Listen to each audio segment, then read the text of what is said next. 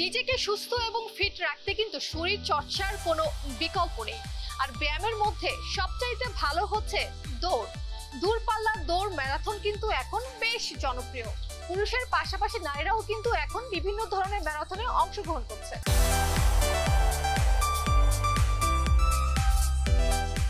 সাধারণত ম্যারাথন বা দূরপাল্লার দৌড়ের রাস্তা ব্যবহার করা হয় বলে এটি রোড রেস বা রাস্তায় দৌড় খেলা নামে পরিচিত।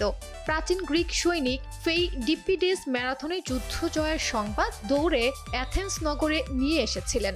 ম্যারাথনের যুদ্ধকে স্মরণীয় করে রাখতেই এই দৌড়ের নামকরণ করা হয় ম্যারাথন দৌড়।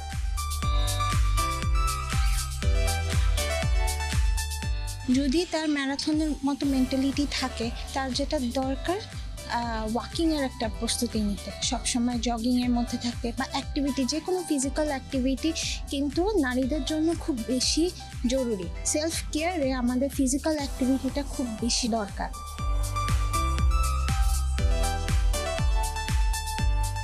ম্যারাথন দৌড় শুধু দৌড় নয়, বরং এটি বিরাট শারীরিক চ্যালেঞ্জ এবং কোনো রকম পূর্ব প্রস্তুতি ছাড়া ম্যারাথনে অংশ নেওয়া বেশ ঝুঁকিপূর্ণ। অন্তত 3 থেকে 6 মাস প্রস্তুতি নিতে হবে ম্যারাথন দৌড়ের জন্য।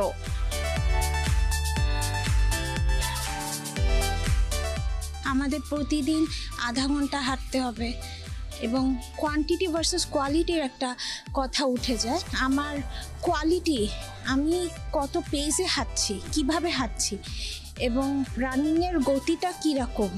হ্যাঁ, যেমন আমি যদি আধা ঘন্টা থেকে শুরু করি, আধা ঘন্টায় যদি আমি 2 কিলোমিটার হাঁটি, সেক্ষেত্রে আমার আস্তে আস্তে ইয়েটা বাড়াতে হবে।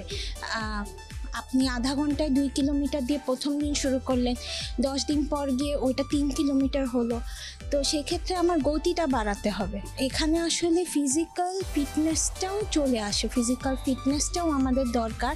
যখনই আমরা ম্যারাথনে পার্টিসিপেট করি, অবশ্যই একটা পার্টিকুলার ওয়েট থাকতে হবে, একটা পার্টিকুলার ফিজিক্যাল অ্যাক্টিভিটি এবং ডিসিপ্লিনের মধ্যে থাকতে হবে। যাদের ওজন অতিরিক্ত বেশি বা শারীরিকভাবে সমর্থন নন, শরীরের গঠনে অসামঞ্জস্য আছে, আঘাতের পূর্ব রেকর্ড আছে, তাদের এমন দৌড়ে অংশগ্রহণ না করাই ভালো।